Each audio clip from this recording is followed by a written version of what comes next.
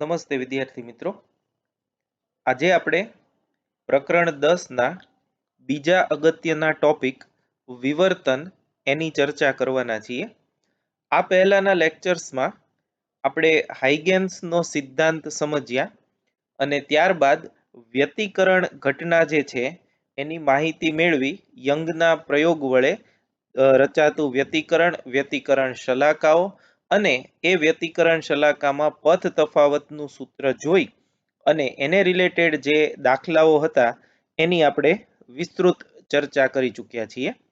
હવે એના પછીનો તરંગ પ્રકાશશાસ્ત્રની ખૂબ અગત્યની કહી શકાય એવી જે ઘટના છે એ છે વિવર્તન. તો આજે આપણે એનો પ્રથમ ભાગ જે છે એની ચર્ચા કરવાના છીએ. હવે આપણું જે પાઠ્યપુસ્તક છે એમાં જે વિવર્તન આપેલું છે અથવા તો તમારી પાસે જે મટીરિયલ છે એમાં જે વિવર્તન આપેલું છે એ વિવર્તન થોડુંક ન સમજાય એવા શબ્દોમાં કે એવી ભાષામાં છે બને એટલું સરળ બનાવવા મેં પ્રયત્ન કર્યો છે.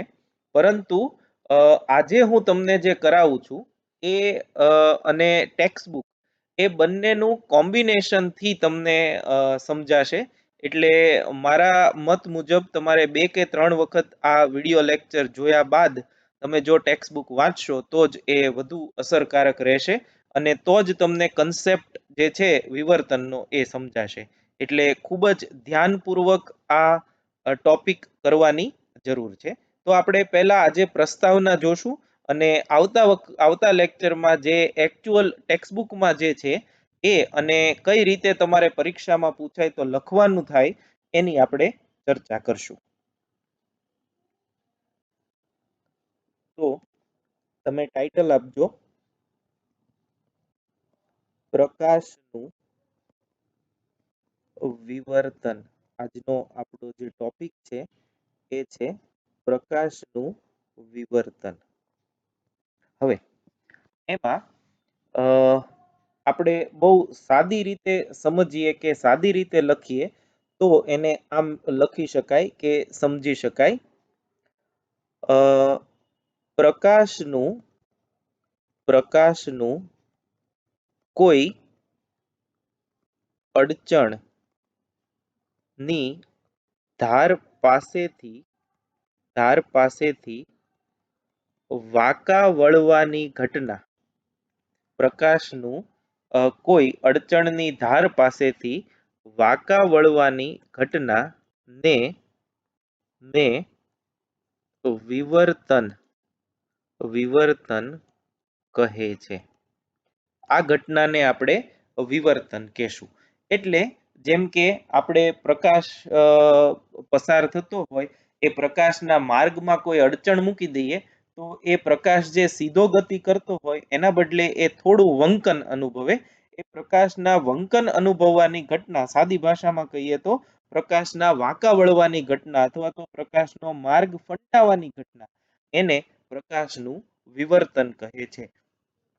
આપણે છેલ્લે એવું પણ જોશું કે વિવર્તન જે છે તરંગઅગ્રનો મર્યાદિત ભાગ પસાર થવાના લીધે એ ઉદ્ભવતી ભૌતિક અસર છે, પણ એ થોડી અત્યારે હેવી પડે એટલા માટે આપણે અત્યારે એ સમજતા નથી.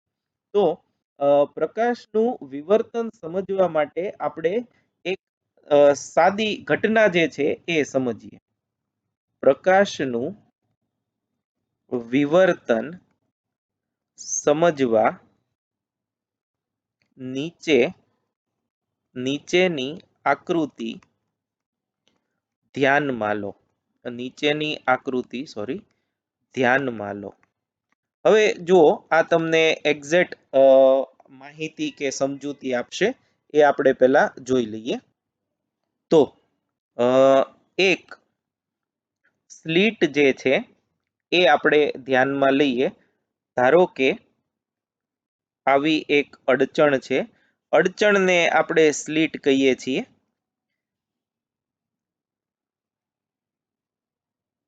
આ એક સ્લિટ છે. ધારો કે સ્લિટની જાડાઈ જે છે એ ડી જેટલી છે. સ્લિટની જાડાઈ જે છે એ ડી જેટલી છે. તો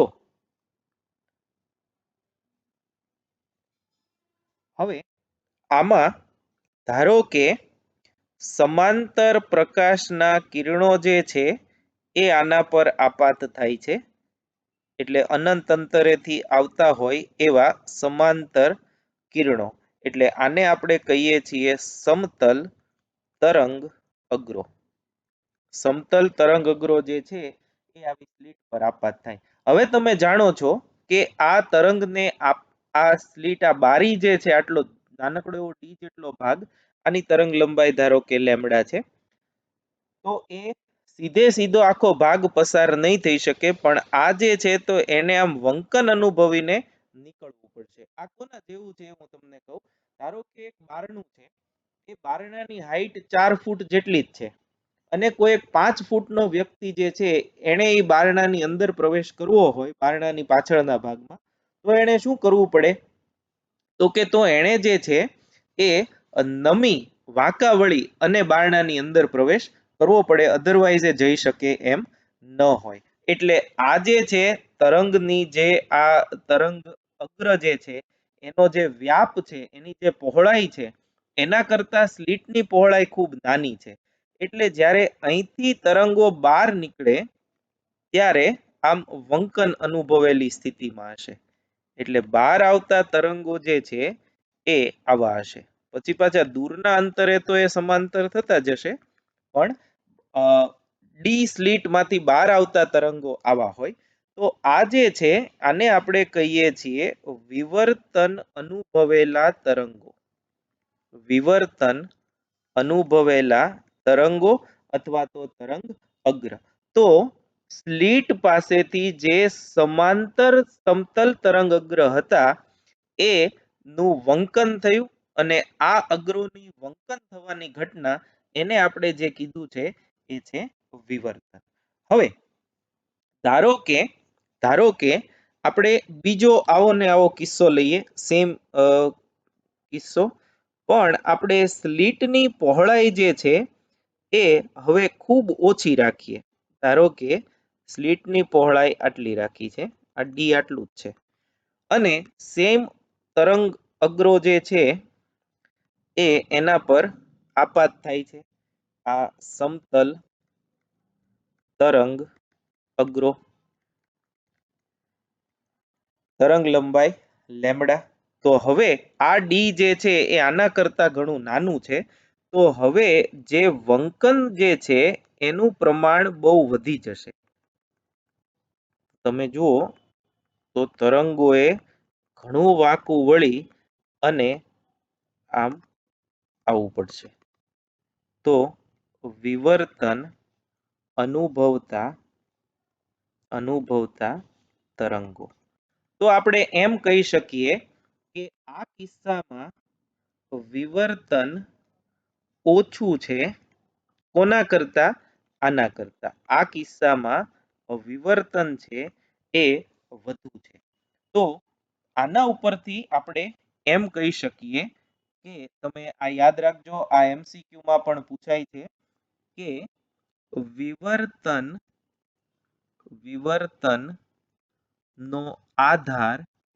વિવર્તનનો આધાર લેમડા અપોન ડી ગુણોત્તર પર રહેલો છે. એટલે કે લેમડા બાય ડી ગુણોત્તર વધુ તેમ વિવર્તન વધારે, અને લેમડા બાય ડી ગુણોત્તર ઓછો તેમ વિવર્તન ઓછું. એટલે આ ખાસ યાદ રાખજો, આને આપણે મોસ્ટ ઇમ્પોર્ટન્ટ કહીએ છીએ. વિવર્તનનો આધાર લેમડા બાય ડી ગુણોત્તર પર છે. આ પહેલો MCQ તમને પૂછી શકે કે વિવર્તન કોના પર આધાર રાખે છે. તો એમાં પહેલું લેમડા બાય ડી ગુણોત્તર વધુ તેમ વિવર્તન વધારે, અને લેમડા બાય ડી ગુણોત્તર ઓછો તેમ વિવર્તન ઓછું થાય. આ એક ખૂબ અગત્યની બાબત છે જે આપણે યાદ રાખવી જરૂરી છે. અચ્છા, હવે બીજું એક પ્રશ્ન પૂછાય છે એની પણ આપણે ચર્ચા કરી લઈએ કે પ્રકાશના તરંગો અથવા તો જે પૂછાય છે એમ જ લખું છું કે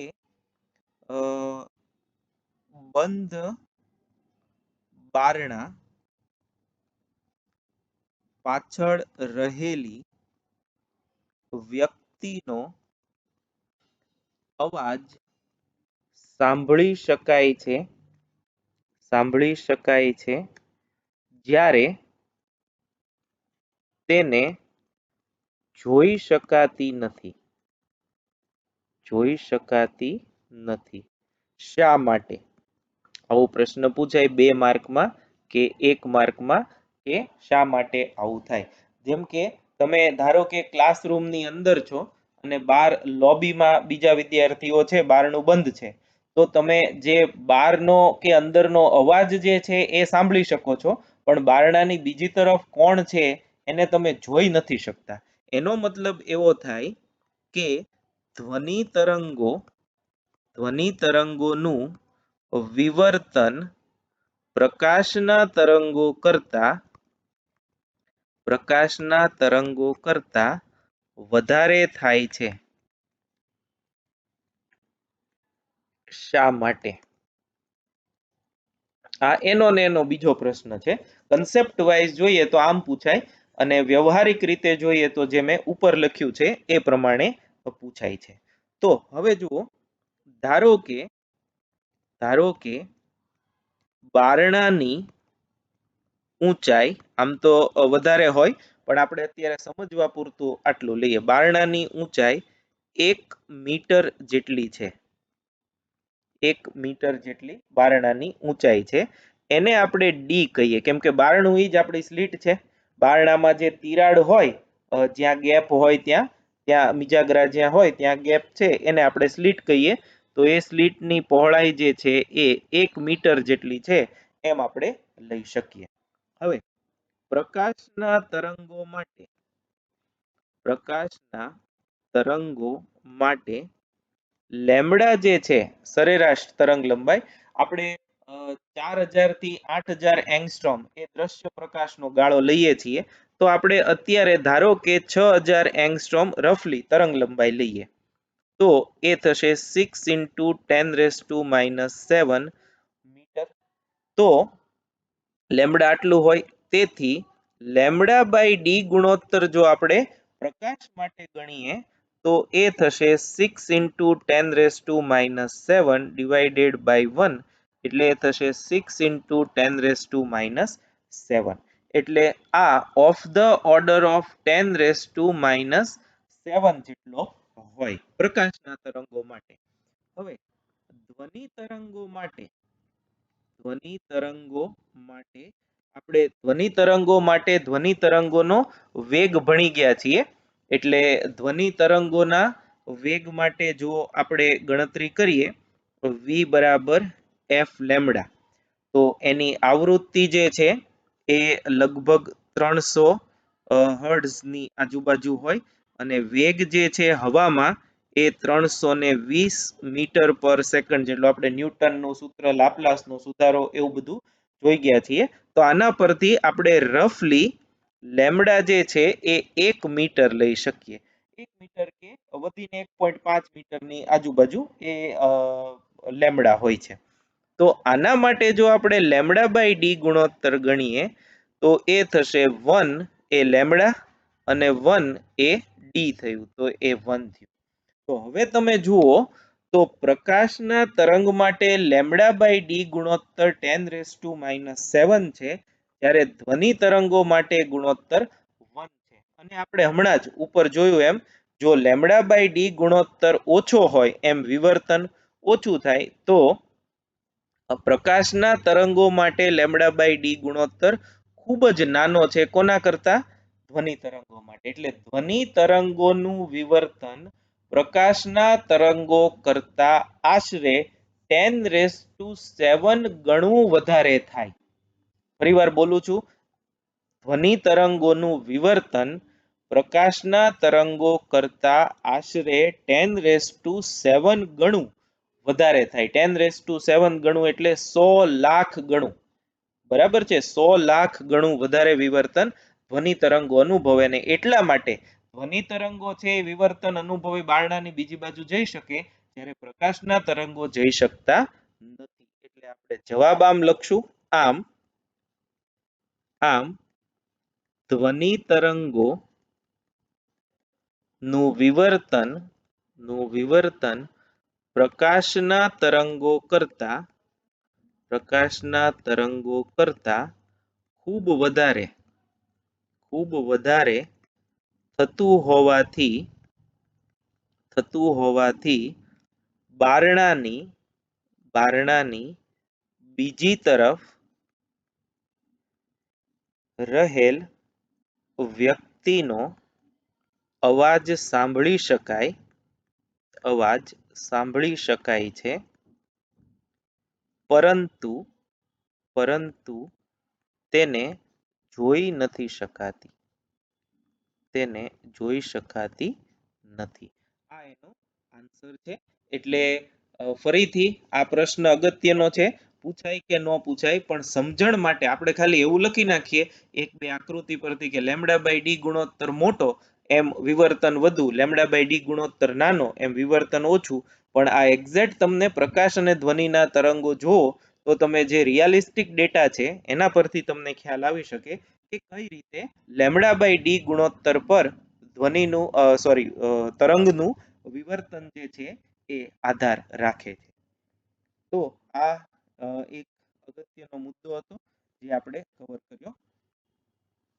નેક્સ્ટ જે છે એ છે એને આપણે કહેશું ફ્રેનલ અને ફ્રોનહોફર વિવર્તન. આપણે ફક્ત ફ્રોનહોફર વિવર્તન જ ભણવાનું છે, પરંતુ ફ્રેનલ વિવર્તન છે એ પણ તમને ખબર હોવી જોઈએ શું છે એ. તો ફ્રેનલ વિવર્તનમાં ઉદ્ગમ અને પડદો પરિમિત અંતરે હોય તો વિવર્તન ફ્રેનલ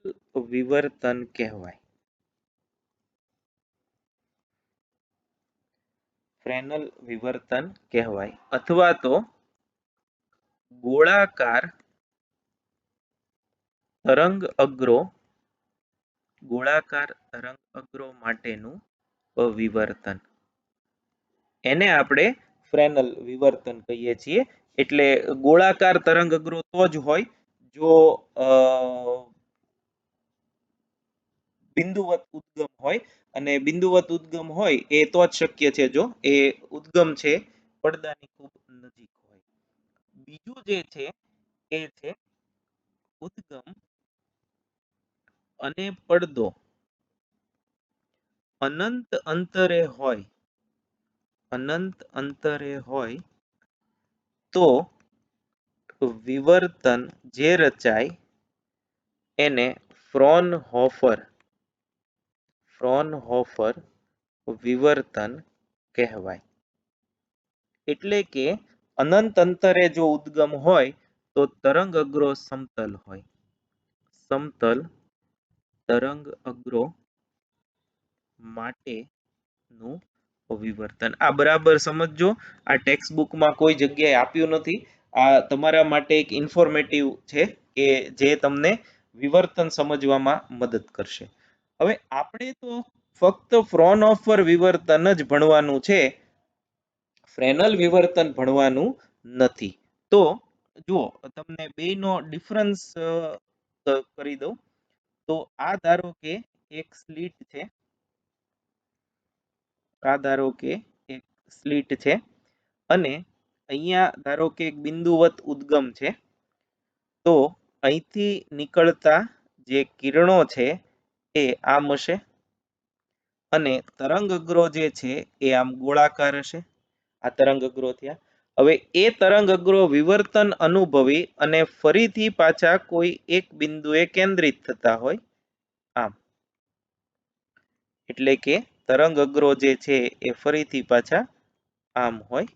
તો આ જે છે આને આપણે કહીએ છીએ ફ્રેનલ વિવર્તન. અને જો આવી પરિસ્થિતિ હોય કે જ્યાં આ સ્લિટ છે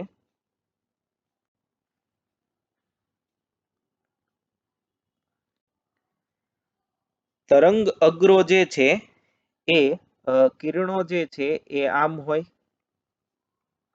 એટલે તરંગ અગ્રો જે છે એ સમતલ હશે, આ તરંગ અગ્રો. અને વિવર્તન અનુભવ્યા પછી પણ જે તરંગ અગ્રો રચાય એ સમતલ જ હોય, એટલે આમ. તો આ પ્રકારનું જે વિવર્તન હોય એને ફ્રોનહોફર વિવર્તન કહેવાય. આમ અનંત તરફ જશે અને આમ અનંત તરફથી આવ્યા હશે. તો આપણે જે છે એ આ વિવર્તનનો અભ્યાસ કરવાનો છે, ફ્રોનહોફર વિવર્તનનો. આપણે ફ્રેનલ વિવર્તનનો અભ્યાસ કરવાનો નથી. તો હવે પ્રાયોગિક રીતે આપણે ફ્રેનલ વિવર્તન જે છે એ પરિમિત સોર્સ ને પરિમિત પડદો એ આપણે પ્રેક્ટિકલી કરી શકીએ. અનંત સોર્સ ને અનંત પડદો તો શક્ય જ નથી. તો આપણે ફ્રેનલ વિવર્તનને ફ્રોનહોફર વિવર્તનમાં ફેરવવું પડે, અથવા તો ફ્રોનહોફર વિવર્તન મેળવવા માટેની આપણે પ્રાયોગિક ગોઠવણ કરવી પડે. તો એ ગોઠવણ કંઈક આવા પ્રકારની હોય છે, બરાબર સમજજો. આ સ્લિટ છે, આ જે છે એ સ્લિટ છે આમ. હવે ઉદ્ગમ તો આપણો પરિમિત જ હશે, ઉદ્ગમ જે છે એ તો આપણો પરિમિત જ હશે. અહીંયા આગળ ધારો કે પડદો છે, અહીંયા આગળ પડદો છે. તો આપણે શું કરશું, અહીંયાથી જે કિરણો નીકળે એ બધા આમ જશે. એ કિરણોના માર્ગમાં વચ્ચે આપણે અહીં એક લેન્સ મૂકી દઈશું, અહીં એક તરત જ એક લેન્સ મૂકી દઈએ. તો હવે શું થશે કે આ જે કિરણો બધા આવ્યા, આ કિરણો બધા હવે લેન્સ પર આપાત થશે. આ બધા કિરણો જે છે એ લેન્સ પર આપાત થશે અને લેન્સ પર આપાત થઈ અને એમાંથી સમાંતર કિરણો બહાર આવે. હવે એ વિવર્તન અનુભવે, વિવર્તન અનુભવીને આમ બહાર આવ્યા. હવે એ જે છે અહીંયા ફરીથી આપણે એક પાછો લેન્સ મૂકી દઈએ. આ જે કિરણો છે ધારો કે આમ લખું છું, અડચણ અનુભવી અને આમ કિરણો જે છે એ સોરી આમ આવ્યા, આનું વિવર્તન થયું અને આમ ગયા. તો અહીંયા આગળ આપણે ફરી પાછો એક બીજો લેન્સ મૂકી દેશું અને એ લેન્સ માંથી પસાર થાય એટલે ફરી પાછા બધા છે એ પડદાના કોઈ એક બિંદુએ કેન્દ્રિત થાય. તો તમે જુઓ આ જે વિસ્તાર છે, આટલો વિસ્તાર, અહીંના જે તરંગ અગ્રો છે એ સમતલ તરંગ અગ્રો, સમતલ તરંગ અગ્રો, એટલે આ વિવર્તન કેવું થઈ ગયું, ફ્રોનહોફર વિવર્તન થઈ ગયું. તો એક ઉદ્ગમની બાજુમાં અને સ્લિટની બાજુમાં લેન્સ મૂકી અને આપણે ફ્રોનહોફર વિવર્તન મેળવી શકીએ. આને કહેવાય એક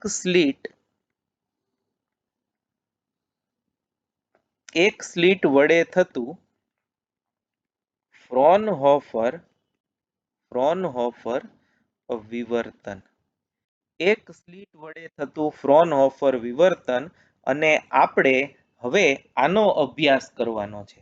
હવે આપણે જે ભણવાનું છે એ એક સ્લિટ વડે થતું કે એક સ્લિટ વડે રચાતું ફ્રોનહોફર વિવર્તન એનો અભ્યાસ કરવાનો છે, બરાબર છે.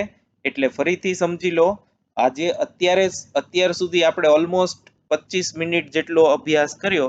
એ બધો અભ્યાસ જે છે એ વિવર્તનની પ્રસ્તાવના કહેવાય. હવે આપણે એકચ્યુઅલ જે વિવર્તન છે એ શું છે એની સમજૂતી હવે મેળવવાના છીએ, બરાબર છે. એટલે વિવર્તન કોને કહેવાય, વિવર્તન કોના પર આધાર રાખે, અને ફ્રેનલ-ફ્રોનહોફર વિવર્તન શું છે અને આપણે એમાંથી શું ભણવાનું છે એનો ખાલી આપણે અભ્યાસ અત્યાર સુધી કર્યો. તો હવે આપણે એ જોઈએ એક સ્લિટ વડે થતું ફ્રોનહોફર વિવર્તન. તમે લખજો હવે આપણો આ મુખ્ય ટોપિક, એક સ્લિટ વડે થતું. ટેક્સ્ટ બુકમાં ફ્રોનહોફર એવું લખ્યું નથી, પણ હું લખું છું ફ્રોનહોફર વિવર્તન. ટેક્સ્ટ બુકમાં એમ જ છે કે એક સ્લિટ વડે થતું વિવર્તન અને એનો અભ્યાસ કરવાનો છે. તો હવે આપણે એક સ્લિટ વડે થતું વિવર્તન કઈ રીતે કામ કરે એની માહિતી મેળવી લઈએ. તો આકૃતિ મારે સાથે દોરજો. આ ખૂબ અગત્યની આકૃતિ છે. આ ધારો કે સ્લિટ છે, આ ધારો કે સ્લિટ છે.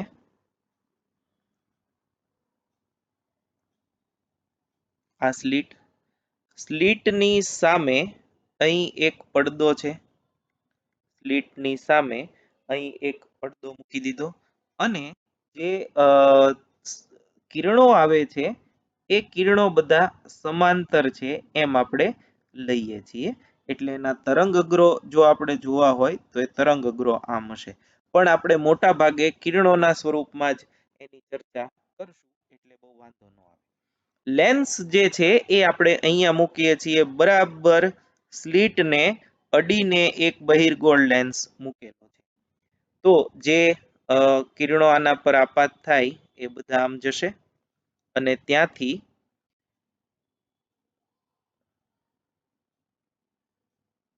બધા પડદા પરના મધ્ય બિંદુએ કેન્દ્રિત થશે. આ જે છે એને આપણે ડી કહેશું, સ્લિટની પહોળાઈ એને સ્મોલ ડી કહેશું, અને આ જે છે સ્લિટ એને એ બી એવું નામ આપશું. લેન્સને આપણે એલ કહેશું અને આનું જે મધ્ય બિંદુ છે એને આપણે P0 કહેશું, P0. તો આપણે તરંગો તો જુદી જુદી બધી દિશાઓમાં હશે. આપણે ફક્ત આવા તરંગો જે છે એને જ ધ્યાનમાં લઈએ છીએ. સ્લિટમાંથી પસાર થઈ અને સીધા માર્ગે ગતિ કરતા હોય એવા તરંગો. તો હવે હું અહીં લખું છું સ્લિટમાંથી પસાર થઈ પડદા તરફ જતા કિરણો ધ્યાનમાં લો. તરંગ અગ્રો લખવું હોય તોય વાંધો નથી, પણ કિરણોથી સમજાય વધારે એટલે હું એમ લઉં છું, કિરણો ધ્યાનમાં લો. આકૃતિ પરથી જોઈ શકાય છે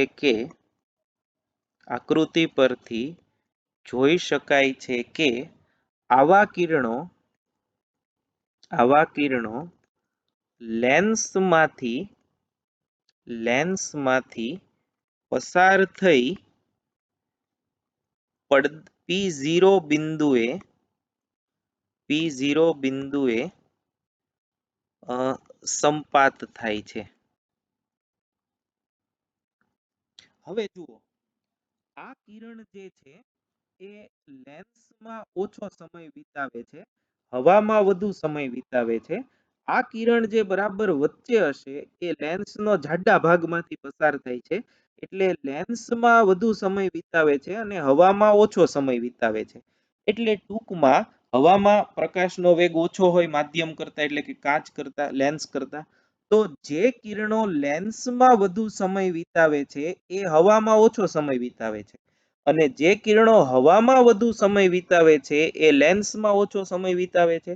એટલે બરાબર સામેનું જે મધ્ય બિંદુ હોય, સ્લિટનું મધ્ય બિંદુની બરાબર સામેનું પડદા પરનું બિંદુ, ત્યાં બધા કિરણો એક જ સમયે પહોંચે, અને એક જ સમયે પહોંચે એટલે એમના વચ્ચે કોઈ પથ તફાવત હોય નહીં. અને જો કોઈ પથ તફાવત ન હોય તો આપણને ખબર છે કે તો ત્યાં સહાયક વ્યતિકરણ રચાય. સહાયક વ્યતિકરણ રચાય એટલે એ બિંદુ પ્રકાશિત થાય અને ત્યાં આગળ તમને પ્રકાશિત ટપકું જોવા મળે. તો આપણે આને આમ લખશું, P0 બિંદુએ સંપાત થાય. P0 બિંદુએ સંપાત થતા કિરણો વચ્ચે કોઈ પથ તફાવત હોય નહીં. આથી ત્યાં સહાયક વ્યતિકરણ રચાય અને P0 બિંદુ પ્રકાશિત બને. અને એને આપણે નામ આપ્યું છે P0 ને મધ્યસ્થ અધિકતમ કહે છે. આ યાદ રાખજો, P0 ને મધ્યસ્થ અધિકતમ કહે છે. પડદા પરનું એવું બિંદુ કે જ્યાં તીવ્રતા મહત્તમ બને એને આપણે નામ આપ્યું છે મધ્યસ્થ અધિકતમ. તો આ જે છે એ પહેલું મધ્યસ્થ અધિકતમની સમજૂતી. આ જે છે એને આપણે કહીએ છીએ મધ્યસ્થ અધિકતમ એની સમજૂતી. મધ્યસ્થ અધિકતમ કઈ રીતે રચાય એની આ સમજૂતી થઈ. સૂત્રોની આપણે અત્યારે કોઈ ચર્ચા કે કોઈ તારવણી કરતા નથી. સૂત્રો જે છે એ આપણે છેલ્લે જોઈ લઈશું. તો આ મધ્યસ્થ અધિકતમ થયું. પછી બીજો એક કિસ્સો જે છે એ ધ્યાનમાં લઈએ. બીજો કિસ્સો જે છે એ આપણે આવો ધ્યાનમાં લઈએ છીએ. જુઓ, સેમ એની એજ સ્લિટ છે.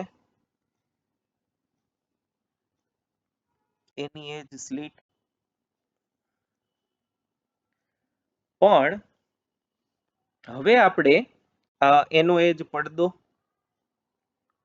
આ જે છે એ પડદો થયો.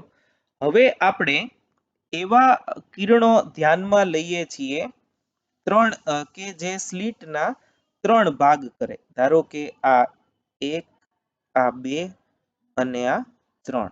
તો ધારો કે આટલો વિભાગ છે એ D/2 છે. આટલો વિભાગ જે છે એ D/2 છે. ટોટલ તો તમે જાણો છો એમ આ સ્લિટનું અંતર D જ છે. બરાબર છે. હવે આ સમતલ તરંગ અગ્રો જો આપણે દર્શાવીએ તો હવે આપણે એવા કિરણો લઈએ છીએ કે જે સ્લિટ એટલે કે આ તમે જુઓ તો હું તમને બતાવી દઉં. આ બરાબર સામેનું બિંદુ જે છે અહીંયા આગળ તમને મધ્યસ્થ અધિકતમ મળશે P0. મધ્યસ્થ અધિકતમ તમને મળશે. એને આપણે કહીએ છીએ P0. એને આપણે કીધું છે મધ્યસ્થ અધિકતમ. હવે આપણે એવા કિરણો ધ્યાનમાં લઈએ જે વિવર્તન અનુભવીને આમ જતા હોય. એટલે કે એ જે આ અક્ષ છે સમાંતર એની સાથે થીટા જેટલો ખૂણો બનાવે એવી દિશામાં જતા કિરણો એને ધ્યાનમાં લઈએ. તો લેન્સ જે છે એ આપણે આમ લેશું. આ જે છે એ લેન્સ થયો. તો આવા કિરણો જે છે એ લેન્સમાંથી પસાર થઈ, હવે હું ફરીથી દોરું છું, લેન્સ મૂક્યો એટલે આ આમ પસાર થયું, આ આમ આવ્યું અને આ અહીંયા આવ્યું. તો આ કિરણ જે છે એ આમ જશે, આ કિરણ અહીંયા આવશે અને આ આમ જશે. તો આ બધા બિંદુઓ છે એ અહીંયા ભેગા થશે. આને આપણે કહી દઈએ P1 બિંદુ. અને ધારો કે આ બરાબર સમજવાનું છે. ધારો કે આ જે છે અહીંથી આપણે એક લંબ દોરીએ આમ, તો આ આટલો જે વિભાગ છે એ ધારો કે આટલો વિભાગ એ λ/2 છે અને આટલો વિભાગ જે છે એ લેમ્બડા છે. આ લેમ્બડા અને આ λ/2 આપણે હવે નામ આપી દઈએ. આ A, આ B અને આ જે વચ્ચેનું છે એને આપણે X કહી દઈએ. આને આપણે Y કહી દઈએ. આને આપણે N કહી દઈએ. બરાબર છે. તો જુઓ, આપણે સ્લિટના બે ભાગ પાડ્યા, d/2 અને 3 કિરણો ધ્યાનમાં લીધા એવા કે જેના માટે આ જે a અને xy જે છે, આ જે છે એ λ/2 હોય, આ જે છે એ લેમ્બડા હોય, અને એવા બિંદુ એવા કિરણો P1 બિંદુ પાસે સંપાતીકરણ અનુભવતા હોય. હવે જુઓ, હવે બરાબર સમજજો, આ પોઈન્ટ એક જ સમજવાનો છે આખા ટોપિકમાં. એ માંથી નીકળતું પ્રકાશનું કિરણ, એ માંથી નીકળતું પ્રકાશનું કિરણ અને એક્સ માંથી નીકળતું પ્રકાશનું કિરણ, એટલે એક કિરણ એ માંથી નીકળે, એક કિરણ એક્સ માંથી નીકળે. તો એ તમે આ લાઈન થી જુઓ તો ત્યાંથી તો બધાના પદ તફાવત સરખા જ છે. અહીંથી તમે આમ કટ મૂકી દો આખો આમ, તો અહીંથી બધાના પથ સરખા છે. તો જે કાંઈ પણ પથ તફાવત ઉત્પન્ન થાય એ આટલો થયો, આ પથ તફાવત ઉત્પન્ન થયો. તો એ પથ તફાવત કેટલો છે? તો કે λ/2 જેટલો. એ પથ તફાવત કેટલો થયો? λ/2 જેટલો. એટલે એ માંથી નીકળતું કિરણ અને એક્સ માંથી નીકળતું કિરણ જ્યારે P1 પાસે સંપાત થાય ત્યારે તેમની વચ્ચે પથ તફાવત λ/2 જેટલો હોય. પથ તફાવત λ/2 જેટલો હોય, અને λ/2 પદ તફાવત હોય તો વિનાશક વ્યતિકરણ રચાય, આપણે જે જોયું છે એ પ્રમાણે. અને વિનાશક વ્યતિકરણ રચાય તો P1 પાસે તીવ્રતા શૂન્ય મળે, એટલે કે ત્યાં કાળું ટપકું દેખાય, ત્યાં અપ્રકાશિત રચાય એમ કહેવાય. તો આ બે મળી અને વિનાશક વ્યતિકરણ રચે એટલે ત્યાં કોઈ તીવ્રતા મળે નહીં. હવે એવી જ રીતે તમે બરાબર એક બિંદુ જે છે એ a ની સહેજ નીચે લ્યો, અને એવી જ રીતે x ની સહેજ નીચે લ્યો, બે આઈડેન્ટિકલ. ધારો કે તમે 2 મિલીમીટર એની નીચે લેતા હો તો એક્ઝેક્ટ 2 મિલીમીટર નીચે x ની નીચે લેવાનું.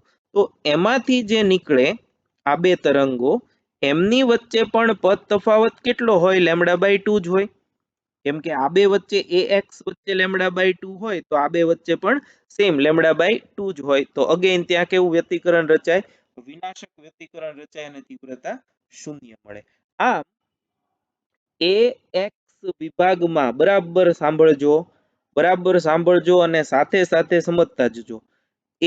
ax વિભાગના દરેક બિંદુને અનુરૂપ xb વિભાગમાં એક બિંદુ એવું મળે કે જે ax વિભાગ અને xb વિભાગ વચ્ચેનો પથ તફાવત λ/2 હોય, અને જેથી કરી અને ત્યાં વિનાશક વ્યતિકરણ રચાય અને તીવ્રતા જે છે એ શૂન્ય બને. તો જો છેલ્લું a પાસેનું બિંદુ ને x પાસેનું બિંદુ લઉં, પછી તમે નીચે આવતા જાઓ તો x પાસેનું બિંદુ ને b પાસેનું બિંદુ, એ બંને વચ્ચે કેટલો પદ તફાવત? તો કે આ લેમ્બડા, અને λ/2 કેટલું થયું? λ/2. તો ત્યાં અગેન પાછું કેવું વ્યતિકરણ રચાય? વિનાશક વ્યતિકરણ. તો P1 બિંદુ જે છે એ અપ્રકાશિત બને, અને તેને આપણે કહીએ છીએ પ્રથમ ક્રમનું ન્યૂનતમ, ફર્સ્ટ ઓર્ડર મિનિમમ એવું કહેવાય. તો હું લખું છું, તમે લખતા જજો મારી સાથે સાથે. ધારો કે સ્લિટના બે વિભાગો ax બરાબર xb બરાબર d/2 છે, અને a માંથી નીકળતા કિરણો અને x માંથી નીકળતા કિરણો વચ્ચે નો પથ તફાવત P1 બિંદુએ λ/2 છે, તથા a અને b પાસેથી નીકળતા કિરણો વચ્ચે નો પથ તફાવત પથ તફાવત લેમ્બડા છે. તો આ અગત્યનું છે, ખાસ જે મેં તમને સમજાવવાનો પ્રયત્ન કર્યો એ આ છે. તો એક્સ વિભાગના દરેક બિંદુને અનુરૂપ એક્સ બી વિભાગમાં એક એવું બિંદુ મળે કે જેથી P1 પાસેનો પથ તફાવત λ/2 થાય. આમ એક્સ વિભાગની અસર એક્સ બી વિભાગ નાબૂદ કરે છે અને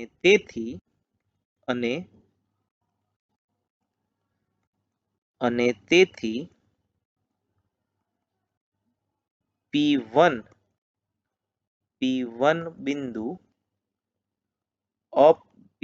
બિંદુએ વિનાશક વ્યતિકરણ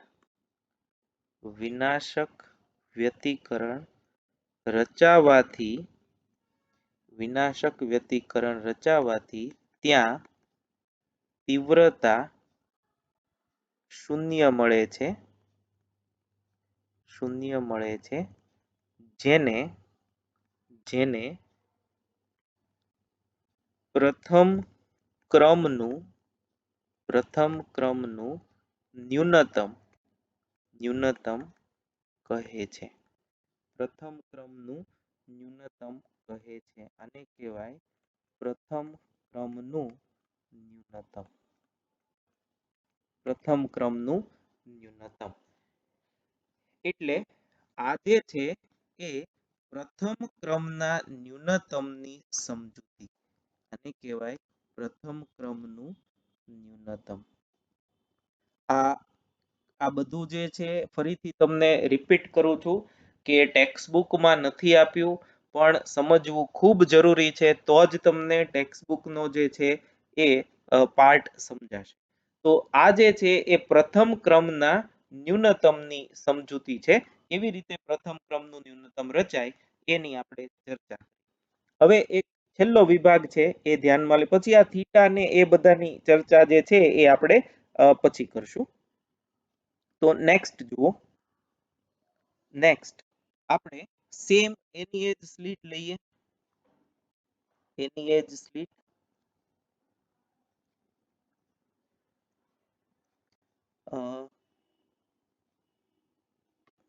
સ્લિટ AB કિરણો. હવે આપણે સ્લિટના સમાન 3 વિભાગો પાડીએ છીએ. એટલે એક આ પહેલું અને છેલ્લું, અને વચ્ચે આમ થયું. એટલે આ એક વિભાગ જે છે એ D/3, બીજો D/3, ત્રીજો D/3. આ બધા વિભાગો જે છે એ D/3 ના, અને આ તો જે છે એ આખું D થયું. અહીંયા આગળ પડદો, અહીંયા આગળ આ પડદાની બરાબર સ્લિટની આ જે છે એ મધ્ય બિંદુ થશે. બરાબર સામેનું બિંદુ અહીં, એને આપણે કહીએ છીએ P0, એને આપણે કીધું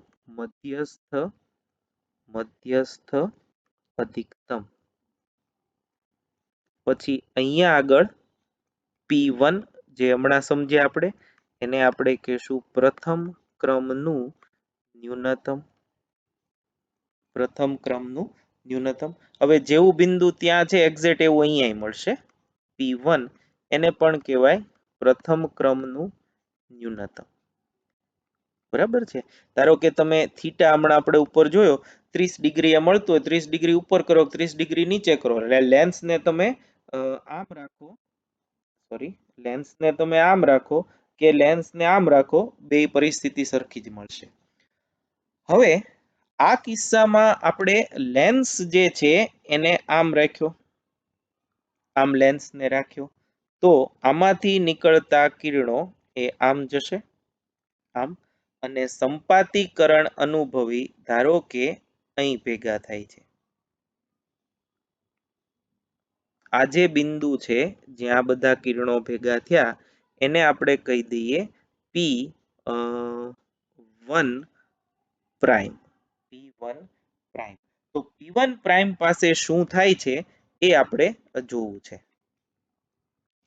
આ સંજોગોમાં આ જે છે એ રંગ અઘરો છે, હવે એ તમને ખબર પડી ગઈ, ન દર્શાવો તો પણ ચાલશે. હવે અહીં જોજો, આ જે છે અહીંથી આપણે આમ લંબ લઈએ, આમ, તો પહેલાની જેમ જ આ કાટકોણ ત્રિકોણ જેવું બને. તો આ જે છે એ λ/2, આ જે છે એ લેમ્ડા, અને આ જે છે એ 3λ/2, આ 3λ/2, આ લેમ્ડા અને આ λ/2 થયું. આને આપણે નામ આપી દઈએ વચ્ચે, સોરી, આ a x x પ્રાઇમ, આ y y પ્રાઇમ, અને આને આપણે નામ આપ્યું n. તો ધારો કે સ્લિટના 3 ભાગ પાડ્યા, a x x x prime અને x પ્રાઇમ b. જો ફરીથી a x d/3, x x prime બીજું d/3 અને x પ્રાઇમ b ત્રીજું d/3, અને આ જે છે x y λ/2 ધારો કે છે, x prime y prime lambda છે, અને bn જે છે એ 3λ/2 જેટલું છે.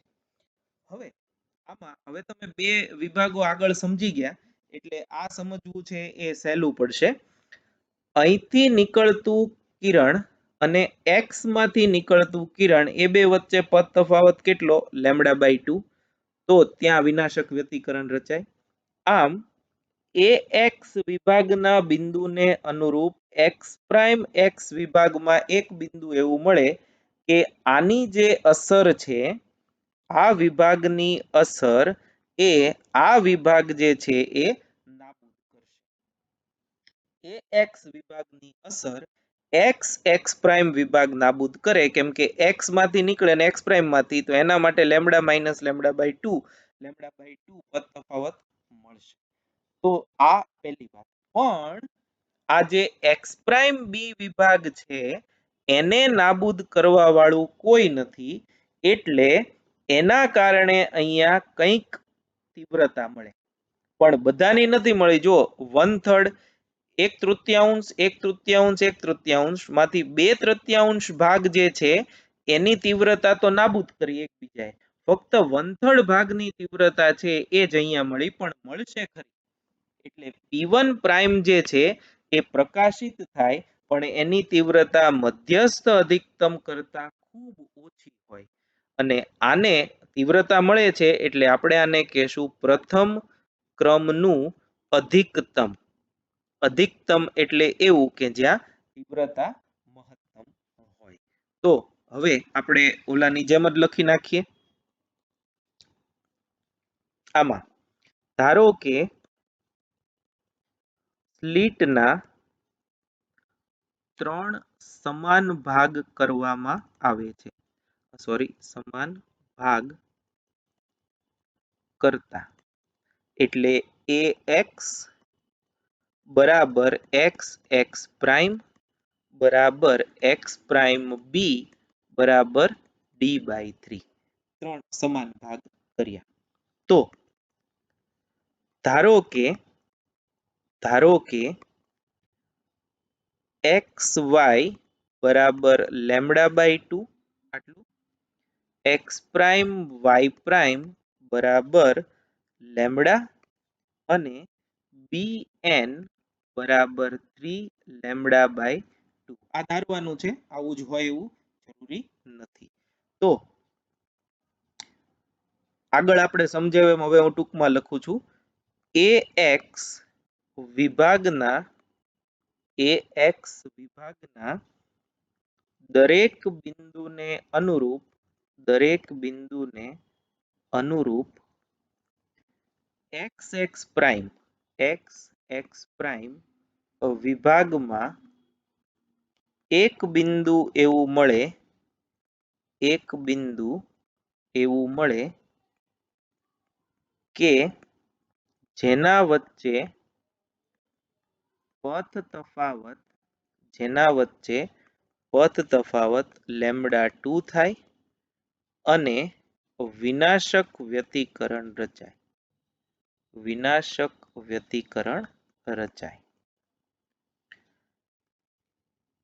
આમ AX વિભાગની અસર XX પ્રાઇમ વિભાગ નાબૂદ કરે છે એ આપણે સમજ્યા. આને અનુરૂપ λ/2 પદ તફાવતના કારણે બે એકબીજાની અસર નાબૂદ કરે. પરંતુ X પ્રાઇમ બી વિભાગ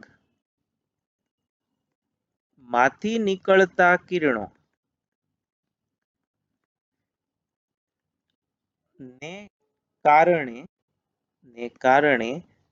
P1 પ્રાઇમ પાસે કંઈક તીવ્રતા મળે છે અને P1 પ્રાઇમ પ્રકાશિત બને છે.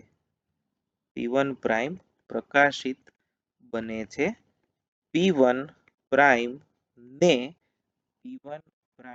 ને પ્રથમ ક્રમનું અધિકતમ કહે છે. તો અહીં તમને ફર્સ્ટ ઓર્ડર મેક્સિમમ એ મળશે. તો આ જે છે એ સમજૂતી થઈ પ્રથમ ક્રમના અધિકતમ માટે. તો ફરીથી તમે જોઈ લો, 3 મુદ્દાઓ છે એ આપણે ચર્ચા કરી. એક સ્લિટ વડે થતું ફ્રોનહોફર વિવર્તન આપણે સમજીએ છીએ. જો એવા કિરણોને ધ્યાનમાં લઈએ કે જે પડદાની બરાબર સામેના બિંદુએ ભેગા થાય તો ત્યાં તીવ્રતા મહત્તમ બને અને એને આપણે મધ્યસ્થ અધિકતમ કહીએ છીએ. ત્યારબાદ જો સ્લિટના બે સમાન ભાગ પાડવામાં આવે તો તમને પ્રથમ ક્રમનું ન્યૂનતમ મળે, કેમ કે એક વિભાગ D/2 ની અસર બીજો D/2 કેન્સલ કરે.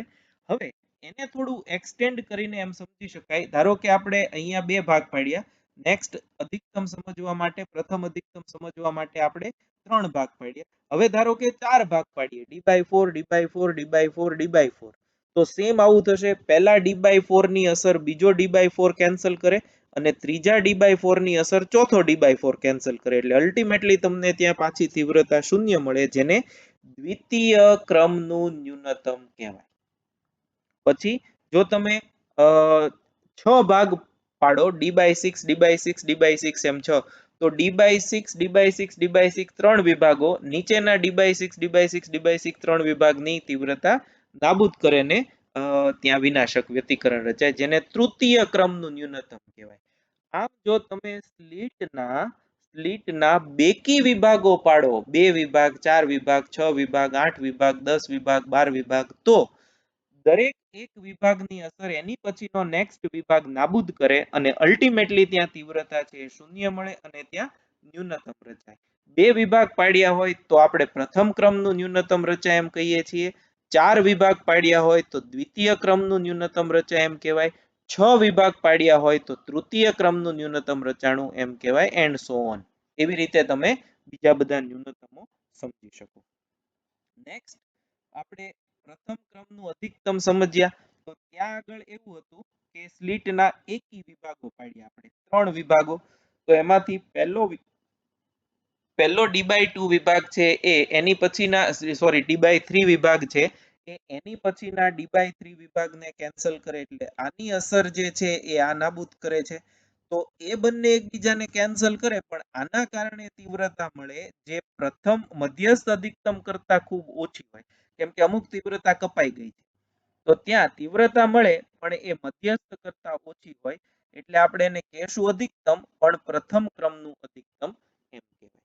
હવે એવી રીતે જો સ્લિટના 5 વિભાગો પાડીએ, D/5 D/5 D/5 D/5 સરખા 5 વિભાગો, તો પહેલા D/5 ને બીજો D/5 કેન્સલ કરે, ત્રીજા D/5 ને ચોથો D/5 કેન્સલ કરે, પણ પાંચમો D/5 વિભાગ જે છે એના કારણે તીવ્રતા મળે, પણ એ મધ્યસ્થ અને પ્રથમ બંને અધિકતમો કરતા પણ ઓછી હશે.